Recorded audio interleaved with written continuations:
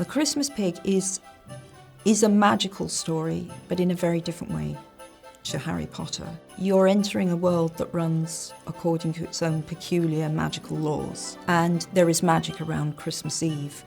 I've always wanted to write a Christmas story, always, but there are so many Christmas stories out there, and I wanted to do something different, and I always felt that unless I had the right idea, I wouldn't write a Christmas story.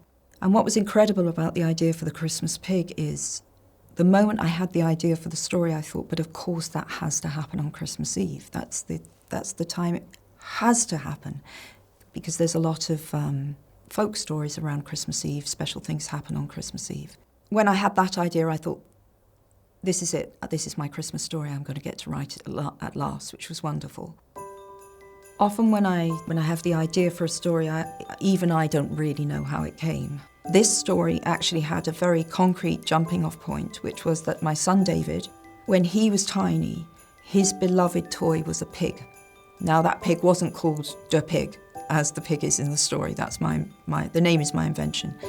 So he had this grubby little pink pig, which he still has, but which was always getting lost, just like Jack in the story. He was constantly hiding this pig.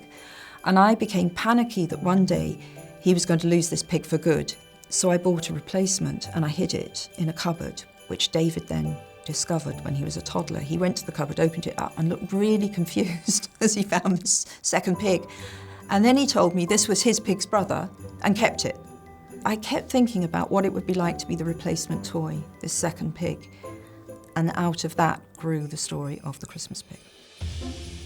If I had to describe Jack, the hero, I would say he's brave, because he chooses to risk his life in this story. He's loving. He's very capable of love, not just towards his pig, but to other human beings. He's a loving boy. And I'd say he's a little bit lost. Things have happened to Jack that have made his world seem a little less stable. And that too is a big theme in the story, what being lost means. So I remember that in 2012 when I'd had the idea and our family was on holiday somewhere very hot.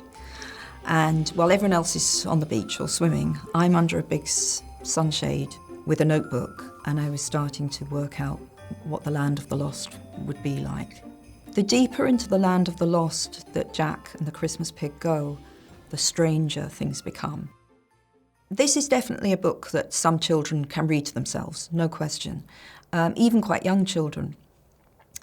At the same time, I've always loved the idea that my books are being read aloud at bedtime. The Christmas Pig does lend itself, I think, particularly well to being read aloud to younger children.